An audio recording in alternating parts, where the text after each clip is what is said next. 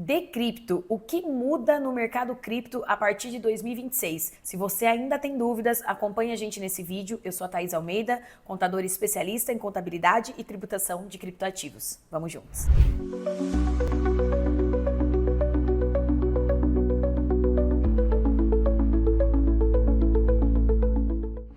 Olá pessoal, sejam todos bem-vindos a mais um vídeo aqui do canal e hoje vamos falar de Decrypto. Trouxe ela aqui para nós discutirmos sobre a declaração que promete ser um grande divisor de águas no mercado cripto, que está aí causando, já gerando muitas dúvidas, vai iniciar só em 2026, mas que merece a nossa atenção desde já para entender como vai funcionar, como isso vai impactar o mercado e para que você consiga entender, né, qual que é a nova realidade e montar a sua estratégia fiscal aí dentro de tudo isso que vem mudando no mercado. Seja no Banco Central, né, agora com as empresas reguladas, então teremos uma mudança geral na forma como nós nos relacionamos, né, como nós compramos criptos, P2Ps, OTCs, todos terão que ser regulados, que ter licença do Banco Central para atuar. Por outro lado, a Decrypto obrigando que todos que estejam prestando serviço no Brasil, ainda que de alguma forma direcionando o serviço para o Brasil, faça um reporte para a Receita Federal. Então temos aí muita coisa por vir. E é sobre isso que vamos falar hoje. E para começar a falar sobre Decrypto, pessoal,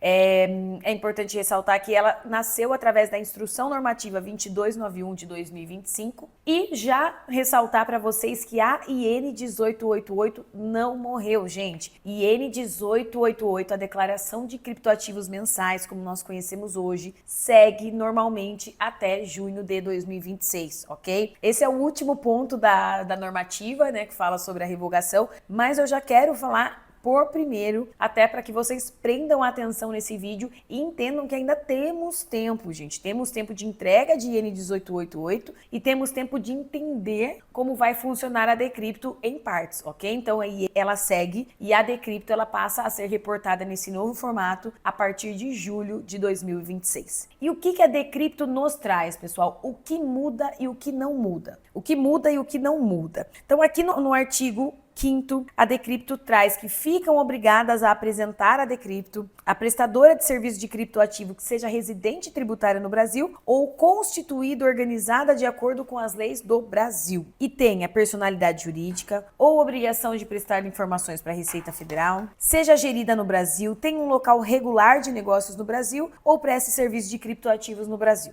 A pessoa física ou entidade residente ou domiciliada no Brasil, no caso de operações efetuadas por meio de prestadoras de serviços de criptoativos residentes no exterior, efetuadas por meio de plataformas descentralizadas ou não efetuadas por meio de prestadoras de serviço de criptoativos. E para fins do disposto, aqui considera-se prestação de serviço no Brasil quando a prestadora utilizar qualquer domínio.com.br para realizar suas atividades ou operações, tiver pactuado acordo comercial com entidade residente ou domiciliado no Brasil ou subsidiárias para que permita receber fundos localmente de residentes brasileiros, evidenciar o endereçamento de seus serviços para o Brasil, indicando que é para o Brasil, né? De qualquer forma, seja por publicidade, por pagamento via Pix.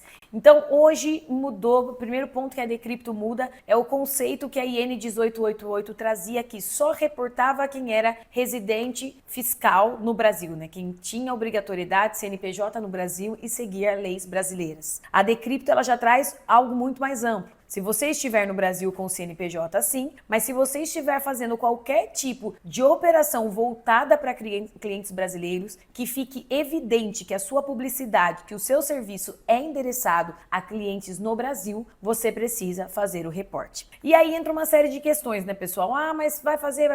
Nós não sabemos. Nós vamos descobrir se as empresas vão fazer ou não à medida em que elas forem se posicionando. Então, algumas já começaram a se posicionar que vão seguir as regulamentações de quaisquer países, à medida em que forem surgindo. Outras, né, que nós conversamos, ainda não estão preocupados e nem correram atrás de abrir CNPJ. Então, são respostas que nós não temos, né, que vocês, como clientes, inclusive, podem buscar com as exchanges, mas são coisas que nós veremos à medida em que forem acontecendo. Então, como eu disse, é um divisor de água, gente. O mercado vai mudar, né? A forma como a gente se relaciona, que a gente faz negócio, compra produtos em cripto, né? A forma como como a gente compra cripto vai mudar e a gente vai ter que acompanhar isso para entender como que as empresas vão se posicionar frente a essas regulamentações, ok? E aí no artigo 6º ele traz, né, quais são as operações, e um ponto importante, não menos importante, que o limite subiu de 30 para 35 mil, o que não ajuda muito, porém pelo menos ajuda a não confundir com o limite da isenção, né? Então a isenção é 35 mil e quando a Decrypto passar a valer também teremos um limite de 35 mil para ver se você está obrigado a entregar ou não, ok? Já no artigo 6º, nos traz quais são as operações, pessoal, que devem ser reportadas. E aí eu também já quero colocar um grande ponto de atenção para vocês de uma dúvida muito comum que está surgindo e que pode levar a erro. E por que é importante ressaltar que pode levar a erro? Porque a Receita, ela tem 5 anos para fiscalizar. Então significa que em julho de 2026 a Decrypto entra em vigor e você deixa de correr risco por algo que você fez errado ou que você não fez? Não. Por quê? Porque a Receita ela tem 5 anos para fiscalizar. A sua declaração de 2025 ela poderá ser fiscalizada em até 5 anos para frente. Então entender que isso não acaba agora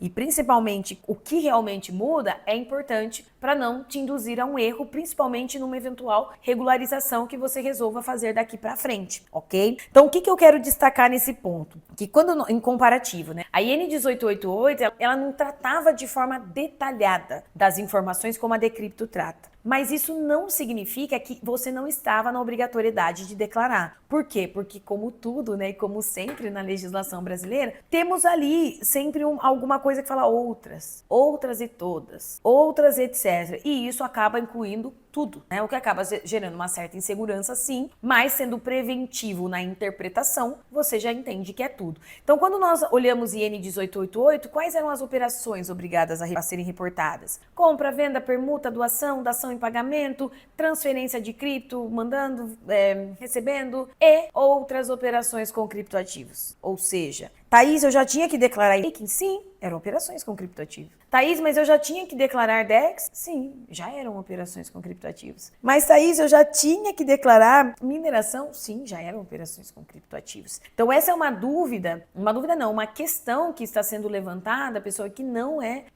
bem assim, né? Mudou, agora tem que declarar. Não, sempre teve. Se você não fez, é um alerta aí a depender do seu caso, tá? Mas isso já era obrigatório. Porém, a Decrypto, ela dá nome aos bois, né? Então ela fala aqui, airdrop, renda de staking, renda de mineração, tomada de empréstimo, transferência de prestadora de serviços de criptoativo, alienação de bens, devolução de garantias, outras e desconhecidas. Então vejam que sempre tem isso, gente, muito abrangente. Hoje é isso. Se amanhã ou depois surgir mais coisa, outras desconhecidas. Já está tudo englobado, operações com criptoativos acima de 35 mil por mês você vai declarar. E a exchange vai declarar toda e qualquer. Então isso é importante de nós entendermos para não gerar riscos, ok? Para não gerar dúvidas e acabar induzindo ao erro, o que é o mais importante, ok? E aí nós temos algumas outras questões, um ponto interessante que a normativa traz, né? Que ela especifica que aquisições de bens ou serviços em valor superior ou equivalente a 50 mil dólares devem ser reportadas. E aí, pessoal, entra até uma questão que é importante entender, porque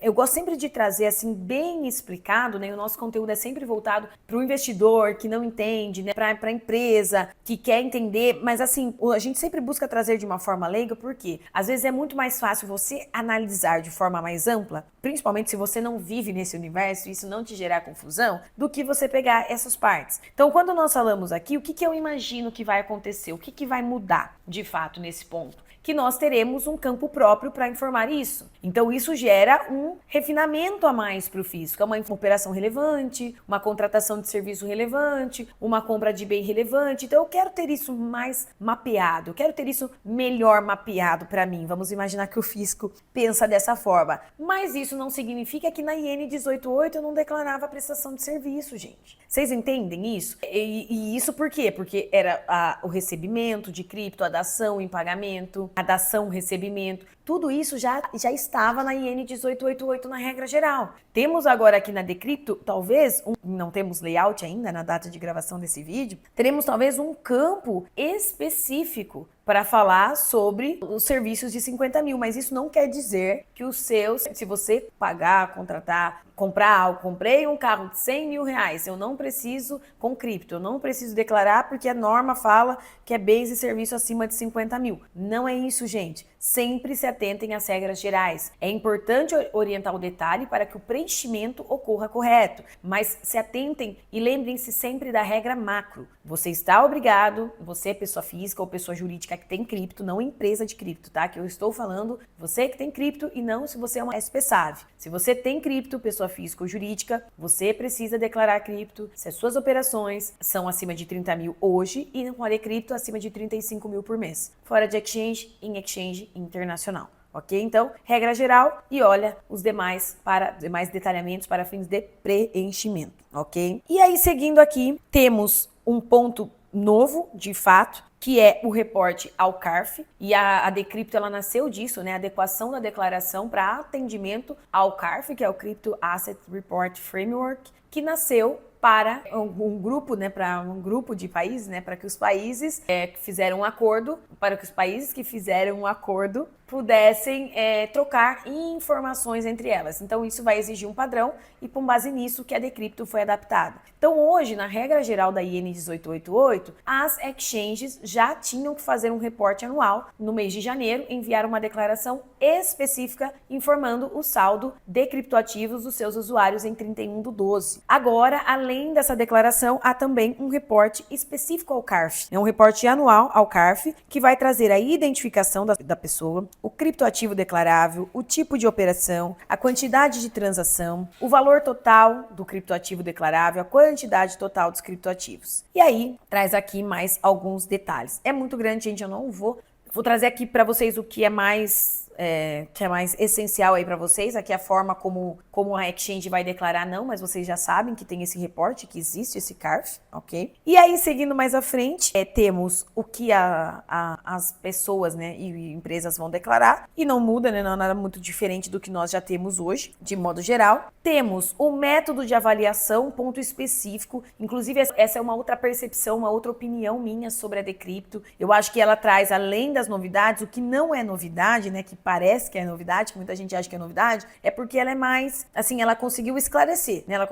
Ela tentou ser específica ali em esclarecer alguns pontos. Então, a prestadora de serviço de criptoativo deverá declarar o valor justo do criptoativo declarável, e aí ela explica o que é valor justo, como sendo, no geral, o valor efetivamente pago e trazendo mais algumas situações, né? Que pode ser o valor contábil da empresa, o valor divulgado em cotação em grandes, né, em portais, né? Enfim, que você tenha comprovante de cotação. Então, como regra geral, o valor efetivamente pago. Então, se eu já sei quanto paguei, não tenho por que pegar cotação, eu já sei o quanto eu paguei. Em caso contrário, aí você vai utilizar o que traz aqui nessa norma. Da conversão, né? Conversão se mantém por PTAX do Banco Central, PTAX venda do Banco Central. Então, Thaís, como que eu converto? PTAX venda, isso não mudou. Será transmitida pelo ECAC, estamos nesse momento aguardando o layout, ok? Penalidades, pessoal, penalidades também não mudaram. Ai, Thaís, mas agora existe os 3%. Sempre teve, gente. A multa sempre foi aquela e sujeito a 3%, 1,5%, a depender do caso, por informações inexatas, incorretas ou incompletas.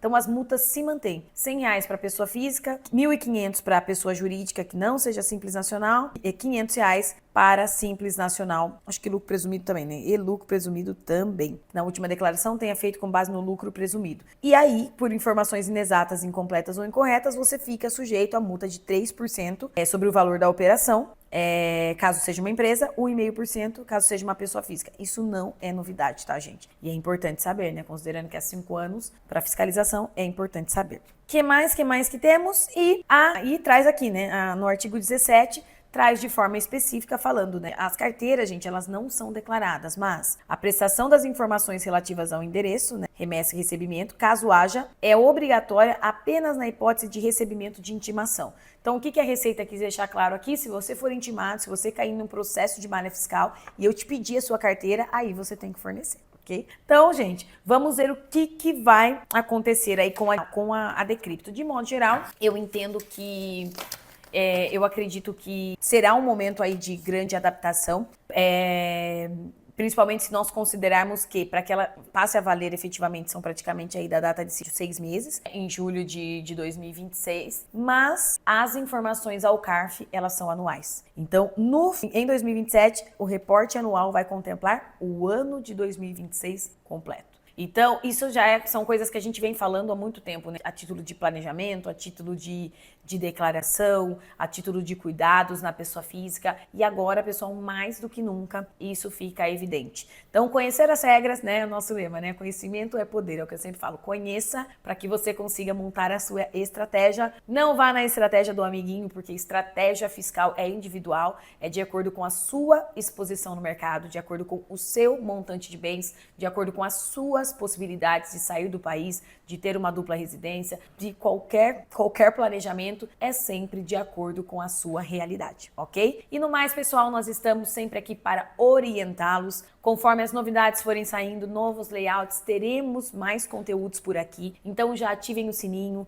não deixem de se inscrever no canal para acompanhar as novidades. Teremos aí muita coisa ainda rolando em 2026, à medida em que as empresas passam a ser reguladas por Banco Central, e isso, de certa forma, atinge você, também investidor. Então não deixem de acompanhar aqui o nosso canal, não deixem de mandar as suas dúvidas aqui, o que você gostaria de ver aqui no canal, e nos vemos no próximo vídeo.